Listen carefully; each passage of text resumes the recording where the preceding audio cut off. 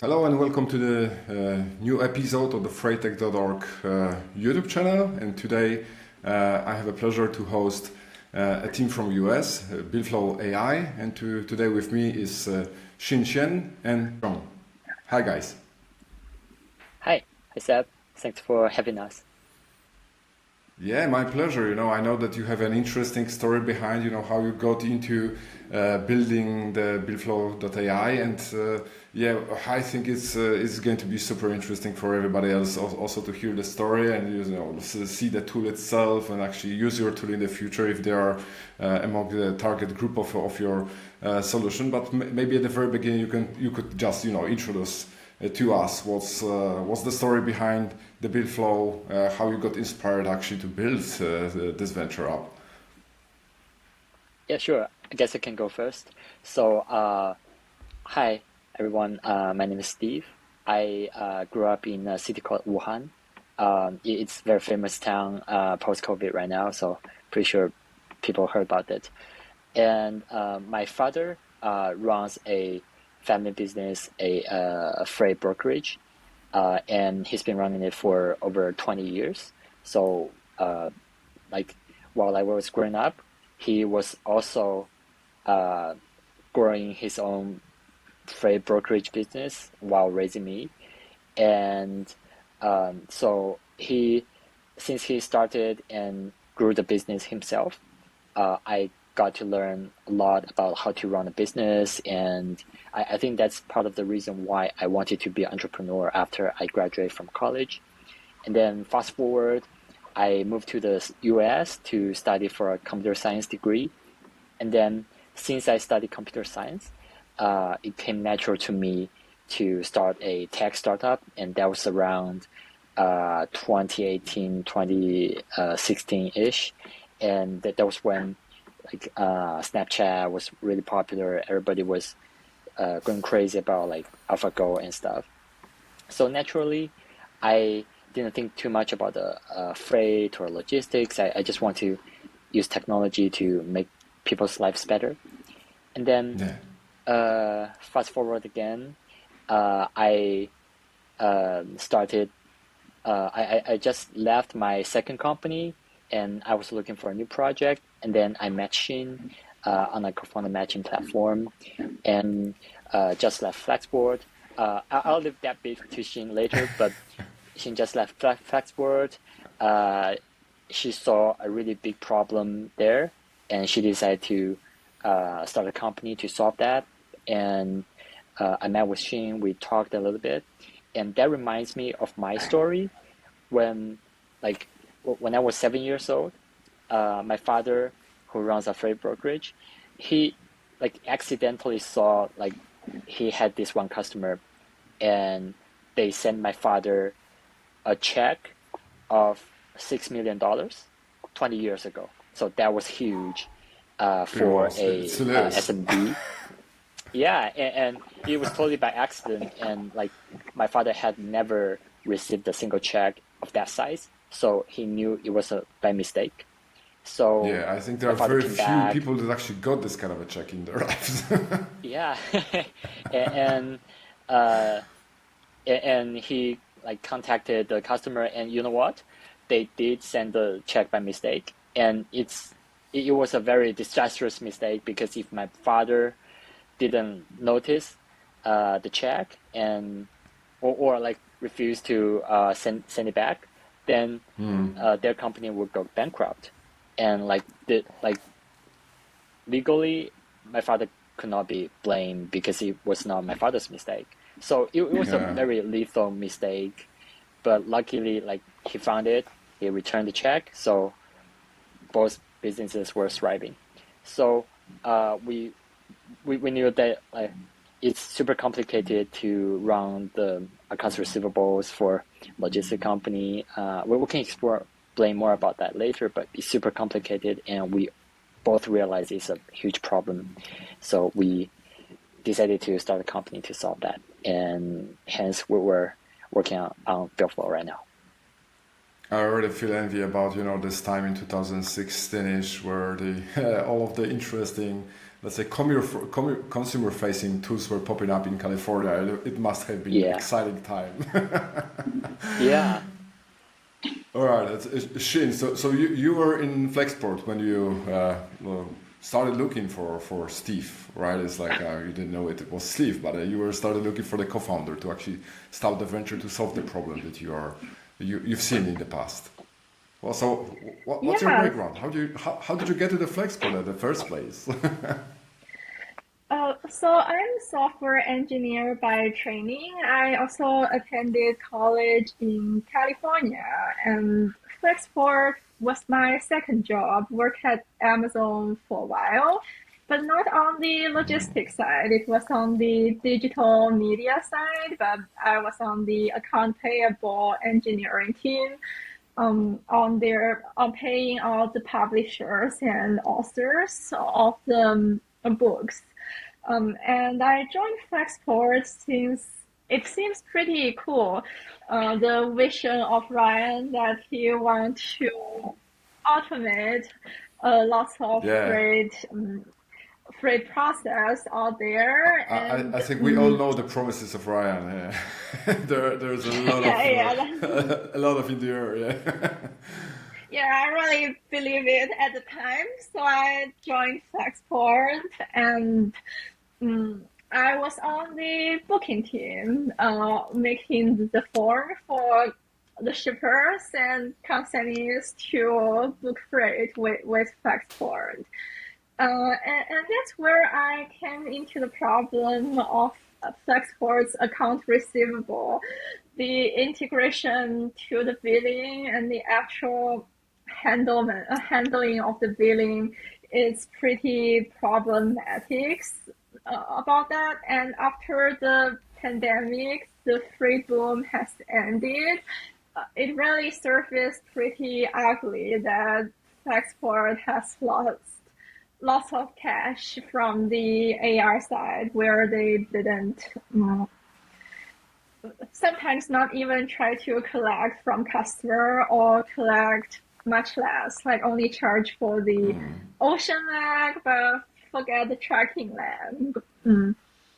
Yeah, So I I'm think looking that's into that's this the usual problem problem. with the companies who are heavy with cash, yeah, and then they have so many different priorities that they focus on different stuff. And while you're like small company that you really the cash flow is really important for you, you can't really afford this kind of an approach, which is building different culture, I would say. But sorry for Yeah, I interrupting you, Shi. guess, yeah, they have too much money to treasure in.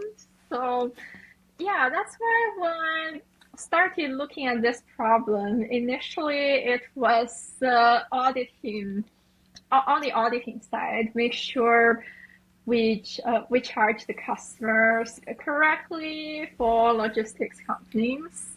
After I met Steve, we were building on the audit side and trying to recruit customers. We did recruit one design partner with that idea, but after talking with him in more details, we found that actually getting the money is the harder part compared to charge it correctly, because even if your invoice is perfect, there's no point if you don't get paid at the end. Yeah, yeah. Sounds yeah, sounds like an interesting journey. And so today, what the bill flow is solving? What problem? Because the journey was longer as in many of the ventures, but I think you already answered. How you identified the problem itself. But what is the problem? You would like to emphasize that. What is the bill flow really solving today? We are helping logistics companies to improve their cash flow. Because most companies are running on credit, the shippers need time to pay as well. Sometimes the communication falls apart and the bill is paid late or like not paid at all. And so in order to help our customers get more money, we are helping them keep track of what's going on with their invoice, when is it due. And then we send out communications via email for them to their customers on the hey, you haven't paid for your freight, and if they do pay, we'll collect the data and sync it back to our customers' TMS or accounting systems. Yeah, it's like from the process perspective, it is like really the last step, right? It's like we call it the vindication. When you finalize the file, you already invoice someone, and then it is the process that is sometimes forgotten, obviously. And then after some period of time, when you are short on cash, or somebody's asking why basically the cash flow is hit, then everybody's looking around, what happened, who's still owe us money, and this is where you go in as a BuildFlow today.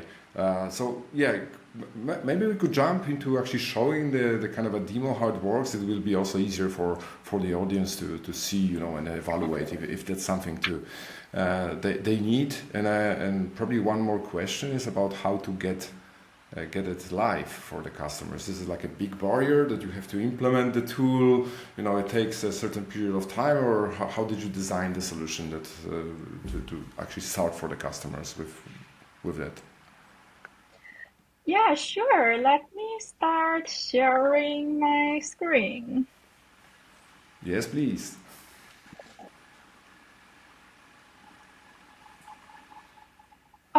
So here is BuildFlow's dashboard. It's a demo dashboard on my account, and you can open how to start here. It is really easy to start, since customer can just configure, if they send their invoice out from their TMS, configure the TMS to CC our inbox on the invoice email to their customers. So we'll send communications, and we have a place for them to sync their data as well. They could upload their invoices, and okay, if they so basically have from the customer experience, sheets,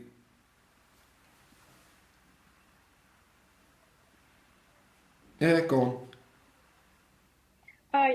From the they can just configure their system to CCS, or they can upload their current tracking of their invoice and connect their accounting system to us. We currently have QB, and we are building more integrations.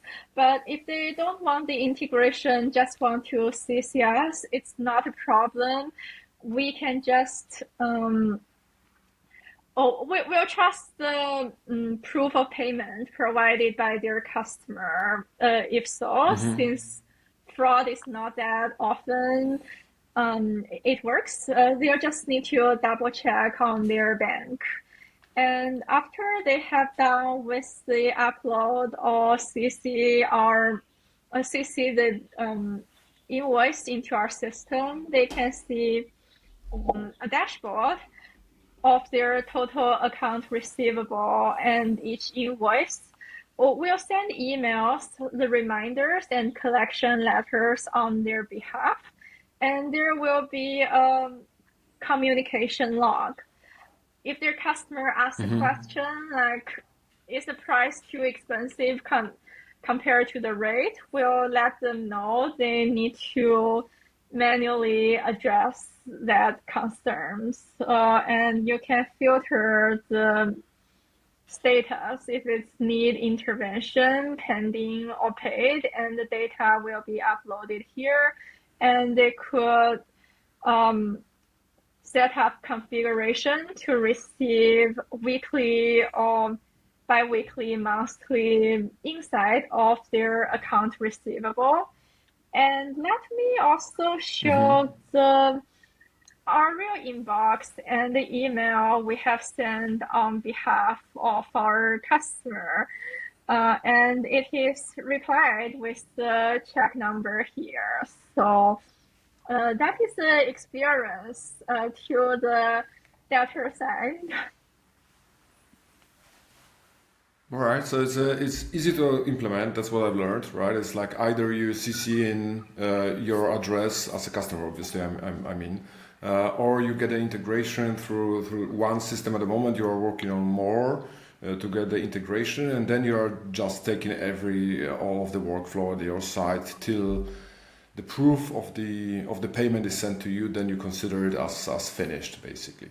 What Yeah. about and the dashboard that we've just seen? It is a dashboard for your customers, so they can see all of the, let's say, outstanding and pending transactions. Do you have anything for the companies that are meant to be paid something as well as a dashboard? What what they are missing, or you didn't got that far yet? Yeah, we do have like the invoice data, like need attention or uh, or unpaid that they need to they can check in details if it's in dispute. They have to Mm-hmm. personally address it. We are going to build more collection strategies down the line, depending on which type of customers and their available strategies out there. For example, we are considering building a bond filing for trucking carriers if their brokers are not paying them. But just the soft collection is already very helpful. When we ask, the money gets in sooner than if our customer doesn't have enough time to manually ask. Have you tried to measure, how much time you're basically saving for your customers, or what's the impact on their cash flow? How does it work? What's the benefit, so far? Yeah, we have collected over $500,000 USD for our customers, just launching for 3 months. Before that, he has like 60 invoices in his backlog that are that are not paid for more than 2 months. But with us, there's just two invoices that is overdue more than 30 days. So we reduce their day sales outstanding by a lot. Even the interest saved is a couple thousand so far with the pretty short launch, and we also sync the Yeah, we data also back to his system. Yep, and we also like collected 99% of all of their outstanding invoices within 30 days. So that's actually very impressive, and we're super proud of that. Yeah, that's well done. I think it is easy to calculate. It's like how much time was before, like you mentioned in this 500,000 after, let's say in 2 months. Then you just calculate a month more, and then probably in the this kind of a value proposition to your customers, they can already imagine how much money it costs them to actually have this credit for someone for free because it is the cash in the company. So probably it would be worth it to actually evaluate that in your value proposition to the customers, because it's always the money that is rising attention, and it's like immediate cost saving, plus I do believe there's a lot of time saving as well, right? It's like there's no money Yeah, while chasing.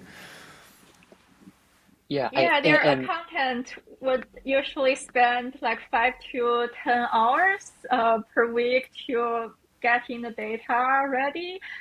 We would save at least 50% of time on that since we already sync the data on. Yeah, makes sense. All right, so tell me, what were your biggest challenges so far, since you've started and started building it? well, Uh, I mean, yeah, Shen, you want to go ahead? yeah, so since we initially just built the workflow of the email, But after a while, when we do most chats with our prospects, we found many SMB owners, they don't have any sense how much that they have. So we decided to build a dashboard for them. So that's what the product have changed. Initially, it's just backend product where the bot will send out the emails, and we are going to build other communication methods down the line as well. We'll use data to find the optimal strategy out there.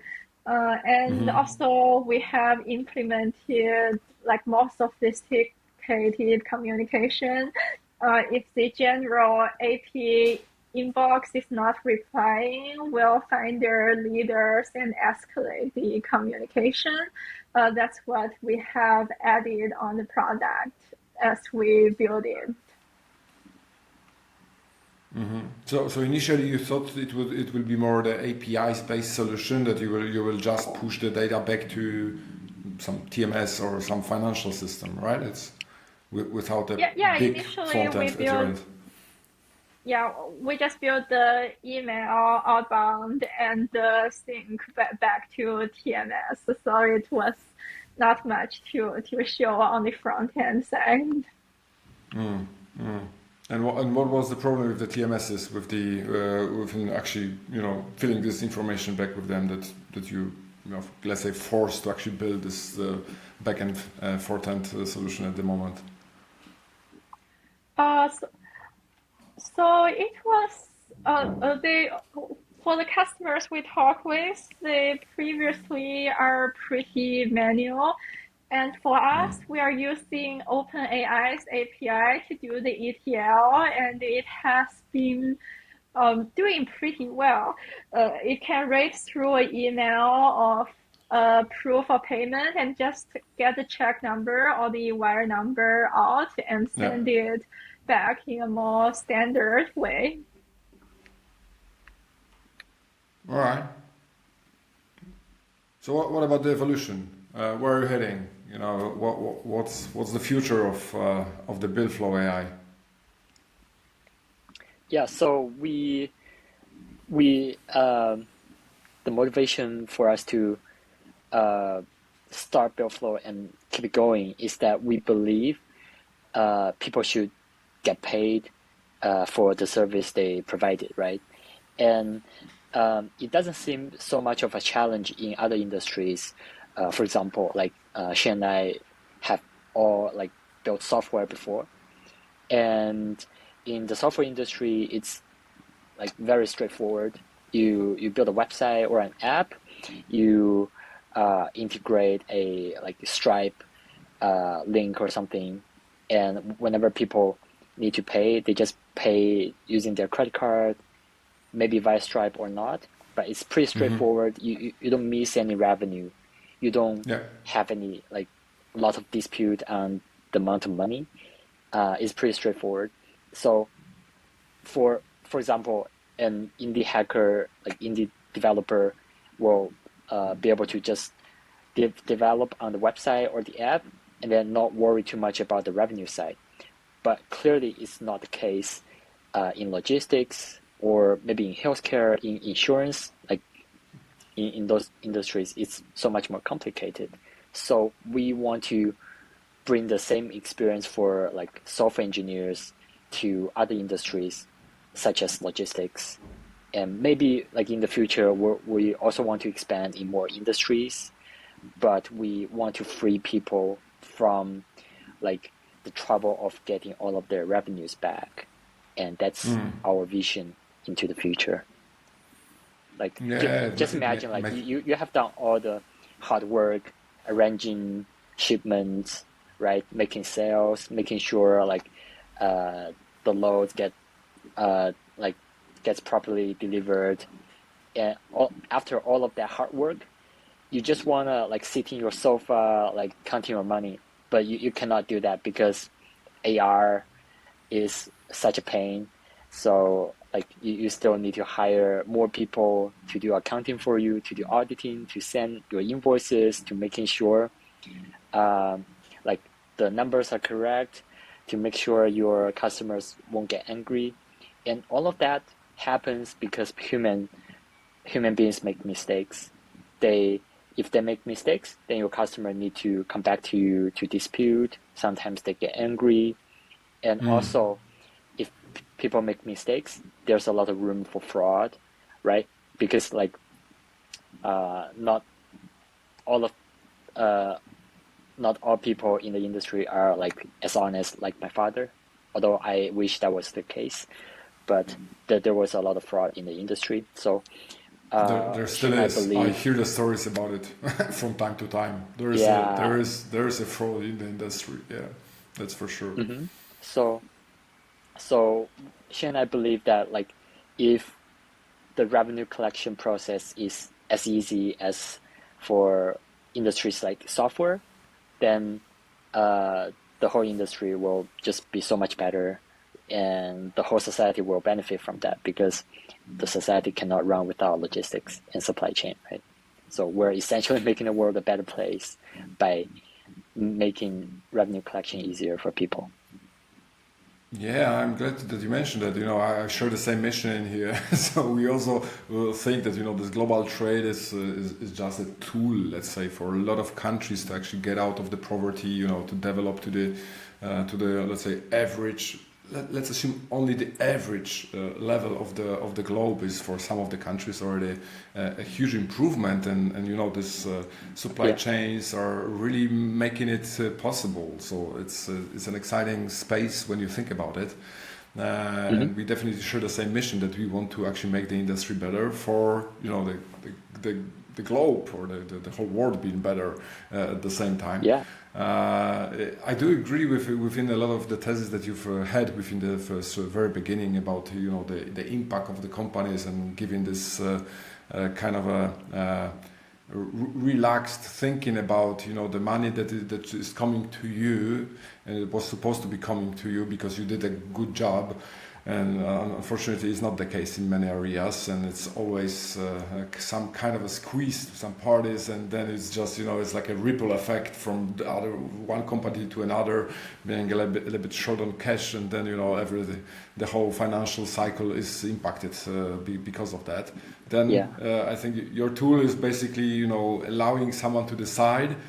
Am I a victim in this chain because I do agree with that? I know what's the situation, or is it something that I don't want to be a part of? And I have a tool to automatically chase the money that I'm supposed to be receiving, and that's obviously also the business decision for someone, and maybe for you in the future as well to actually make it possible for this kind of decisions to take place.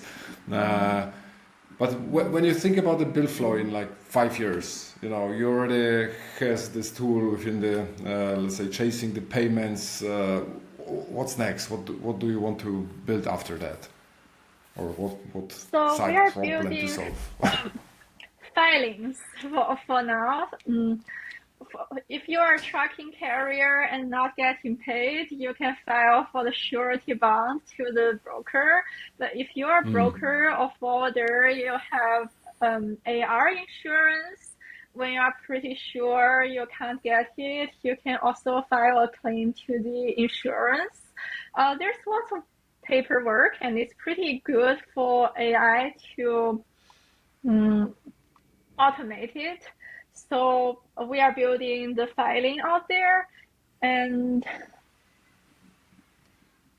next step, we are considering to build some fraud prevention tool for our customers to screen if a deal is good or bad. On the data, that's what the banks and the insurance companies have. We want to make sure the transportation providers can also have that kind of data to make informed decisions.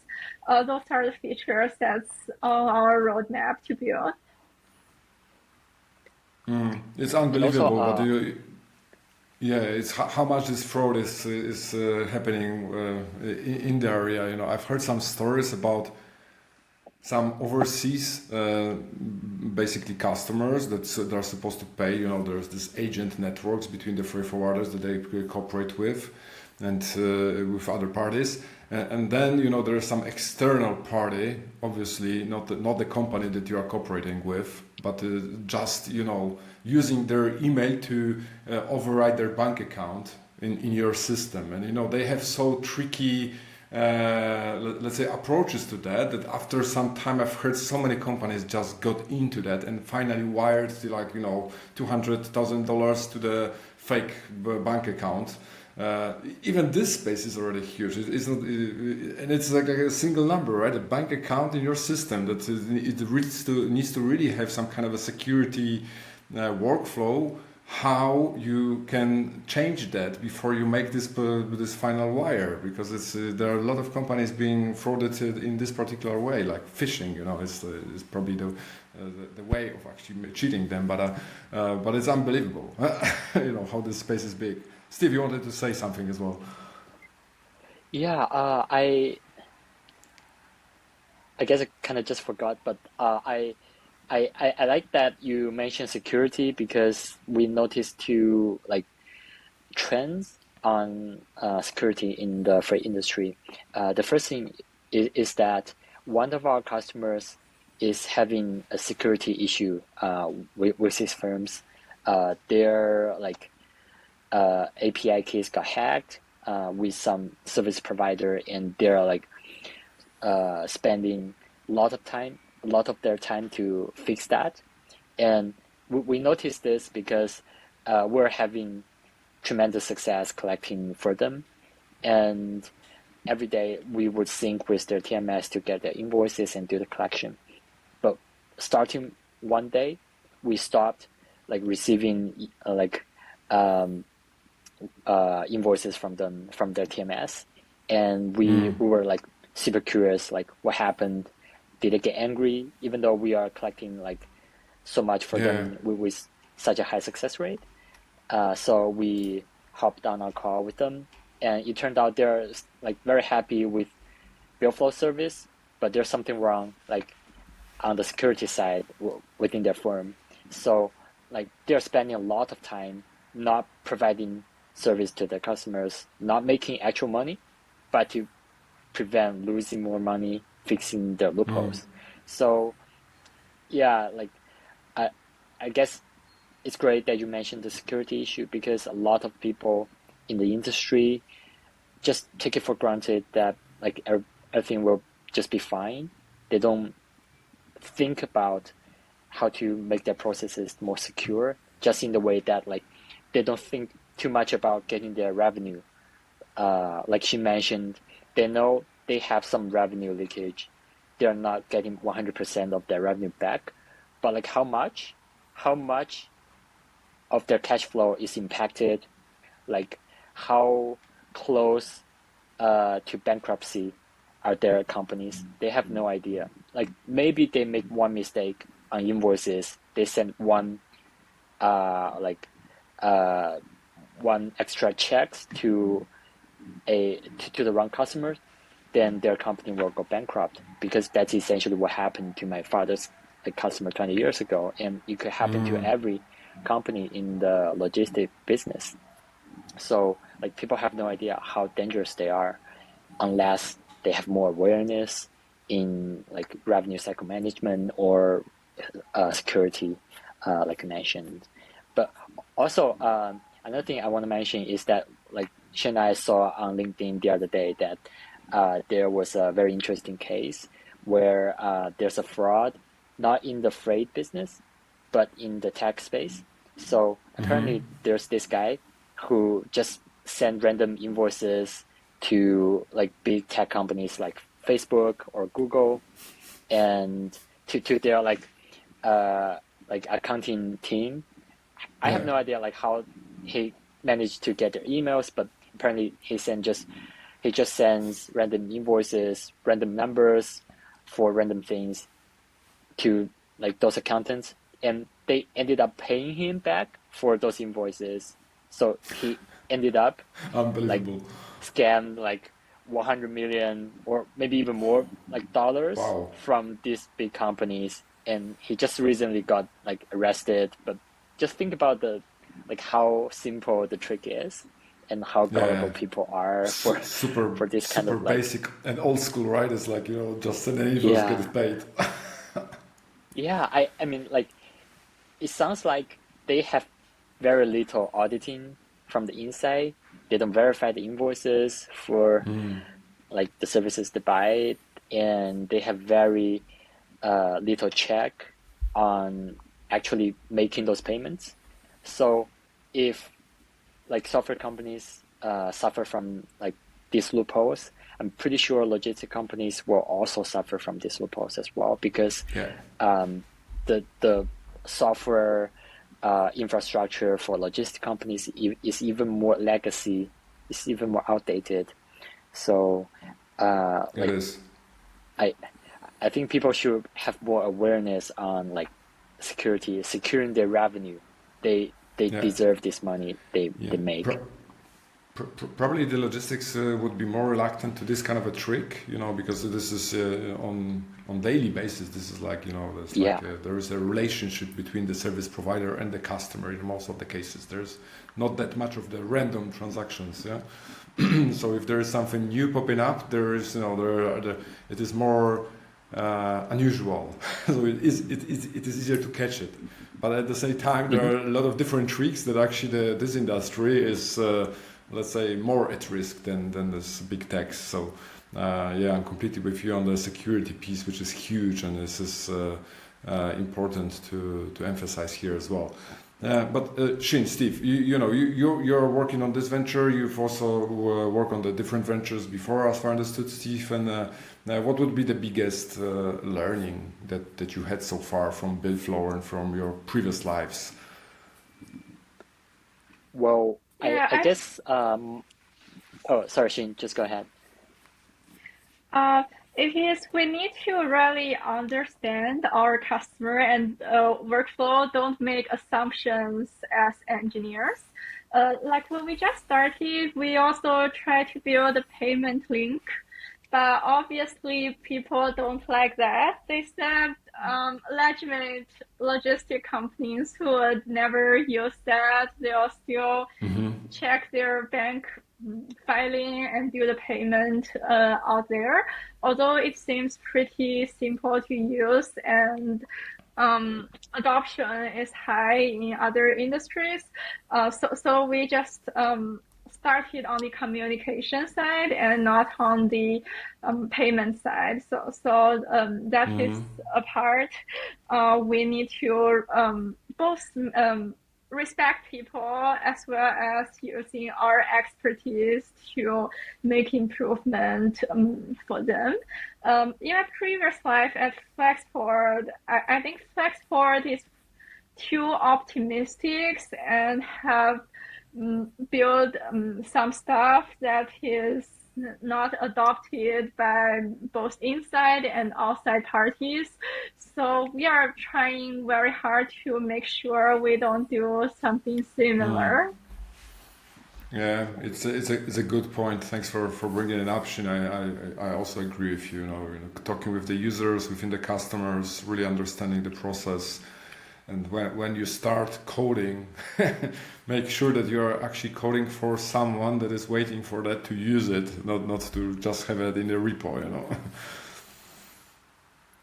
Yeah, You, and Kevin, I was Steve? gonna mention, yeah, I guess I can double down on what Shin just mentioned. We always put our customers in the first place. Um, like for example, like in our previous demo that Shin showed, you can notice that we don't require our customers to do a lot of the operations. Like we obviously we need their invoices to start collecting for them, right? But how do you get us those invoices? It's totally up to the customers. If they want to like send those invoices to us by email, that's totally fine by us. If they don't want to do that, they just wanna they want BuildFlow to have some kind of integration into their TMS. we have done that as well because we have customers who requested that from us, and we just went ahead, coded that out, and they're using the integrations. So it works. And how about the actual collection? Like, how do you do that? Okay, we explain to our customers, here's what we do. We send email reminders in a friendly tone. But what else? Don't worry about it. We can let you see what we actually send, so you don't need to worry about we are being irrespectful to your customers. But once you are okay with that, you don't need to worry too much about it later. We have an automation sending those, like getting invoices from you, sending payment reminders to your customers, and let you know like how much we've collected for you. So for our customers, they don't really need to spend too much time on the BuildFlow website, on the web app. They just sit in their sofa and waiting for our emails telling them how much we collected for them. And we designed that on purpose. We want to people be like have more free time, like focusing on actually running the business rather than chasing after their customers for the debt. Yeah, that's a great approach, and let's finish on that time. Thank you very much, Shen, Steve, for joining today. If you want to mention how to contact you to anybody's interested, that's the time to mention it. Yeah, I mean, we do have a LinkedIn page, we have a Twitter page, but also feel free to just email us. It's just steve@buildflow.ai or shin@buildflow.ai. Super straightforward, and we welcome any messages. We're really excited to like help any business collecting their money. Thank you. Yeah, it's our pleasure being on your show, Seb. Thanks for having us.